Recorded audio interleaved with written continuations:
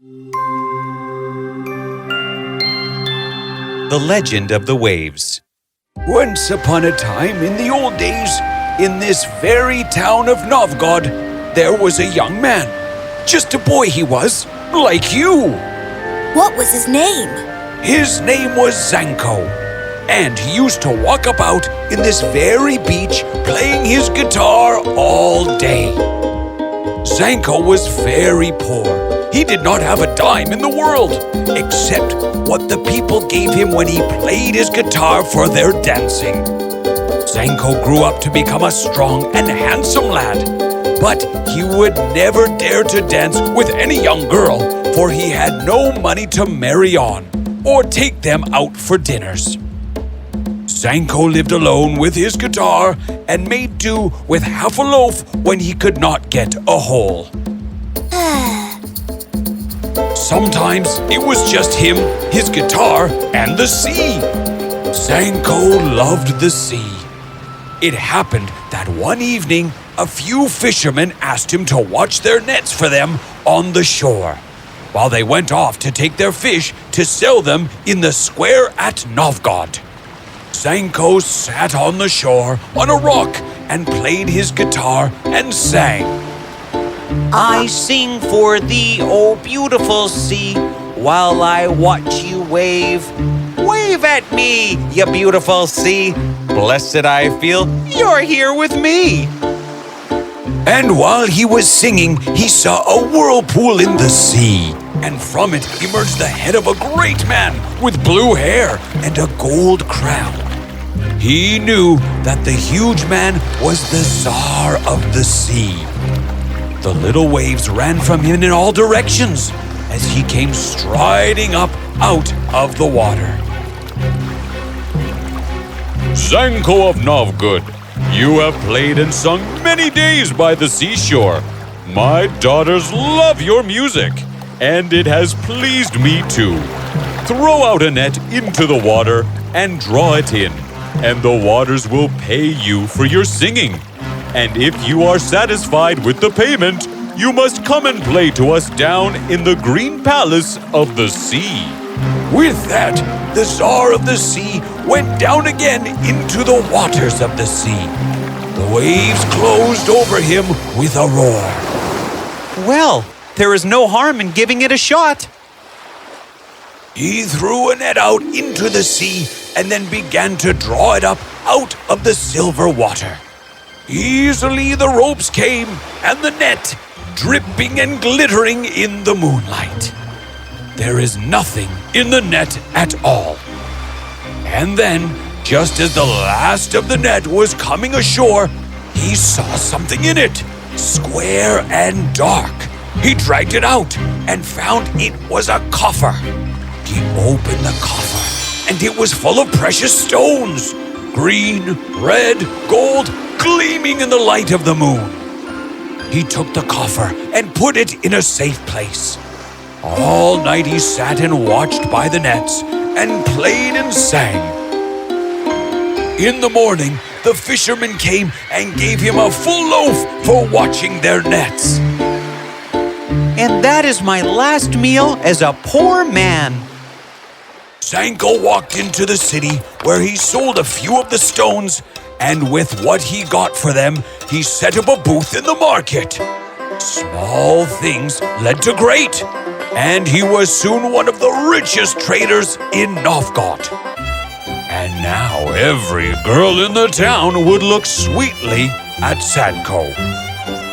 But despite of his good fortune, Zanko did not change. His love for the Volkhov Sea remained unturned. Every day he would take his guitar and play and sing on the seashore.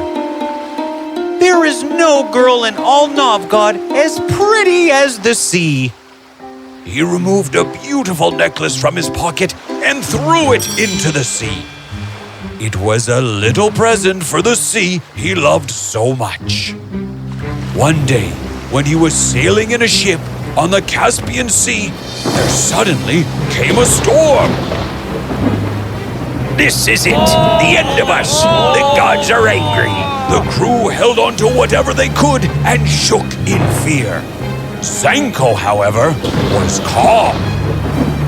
I remember now an old promise I made, and it is now time to fulfill it. With the guitar in his hand, he leapt from the ship into the blue Caspian Sea. The waves closed over his head, and then strangely the storm was over. The ship sailed smoothly and came in the end, safely to the harbor. And what happened to Zanko? Zanko. Zanko went down and down and down in the water. He came at last to the bottom of the sea. And there, on the bottom of the sea, was a palace built of pink wood. Zanko entered through the gates of the palace. Inside, there was a great hall, and the Tsar of the Sea lay resting in the hall, with his gold crown on his head and his blue hair floating round him in the water. Ah, Zanko, you took what the sea gave you. But you have been a long time in coming to sing in the palaces of the sea. Great Tsar, forgive! Sing now!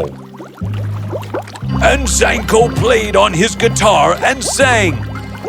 I sing for thee, O mighty king, the Tsar of the sea. The waves are yours and all the water, and the salt and the fish. I sing for thee, and yeah, beautiful sea. Me watched its waves. It waved at me, yeah, beautiful sea. And I'm grateful to thee. I would dance. He stood up like a tall tree in the hall and began to dance. The very bottom of the sea shook at the dancing of that tremendous Tsar. He danced till he was tired and then sat down. You have played well and given me pleasure. I have 3 daughters, and you shall choose one and marry her and be Prince of the Sea. With all due respect, I don't think there is any lady whom I can love more than I love the sea. The Tsar clapped his hands, and then there came in the 3 daughters of the Tsar of the Sea. Beautiful they were, lovely and graceful. But Zanko was mesmerized by the youngest. She is as pretty as my sea. She looked at him with eyes that shone like stars reflected in the sea. Her hair was dark, like the sea at night. The Tsar of the Sea put Zanko's hand in the hand of his youngest daughter, and they kissed each other. And as they kissed, Zanko saw a necklace round her neck, and knew it for one he had thrown into the sea as a present for the sea. And Zanko laughed for joy and hugged the youngest daughter of the Tsar of the Sea, and she hugged him back. Soon they were married, and the Tsar of the Sea laughed at the wedding feast till the palace shook and all the fish swam off in all directions. And after the feast, Zanko and his bride went off together to her palace. And before they slept, she said, Oh, Zanko, you will not forget me? You will play to me sometimes and sing? I shall never lose sight of you, my pretty one. And as for music, I will sing and play all the day long. That's as may be. Saying that, she fell asleep. Zanko fell asleep too. In the middle of the night, Zanko happened to turn in bed, and he touched the princess with his left foot. And she was cold as ice in January. And with that touch of cold, he woke, and he was lying under the skies of Novgorod by the sea. Grandfather, what happened to him after that? There are many tales. Some say he went into the town and became a merchant. But I believe that he took his guitar and swam out into the middle of the sea and sank under the water again, looking for his little princess. They say he found her and lives still in the pink palaces of the bottom of the sea. And when there are big waves, you may know that Zanko is playing on guitar and singing, and the Tsar of the Sea is dancing his tremendous dance down there on the bottom, causing the waves. What do you think happened? I too think he went back to his princess. Oh, yes? And why is that? Because that has a happy ending. And like you say, every story needs a happy ending. And remember, if it's not happy, It's not the end.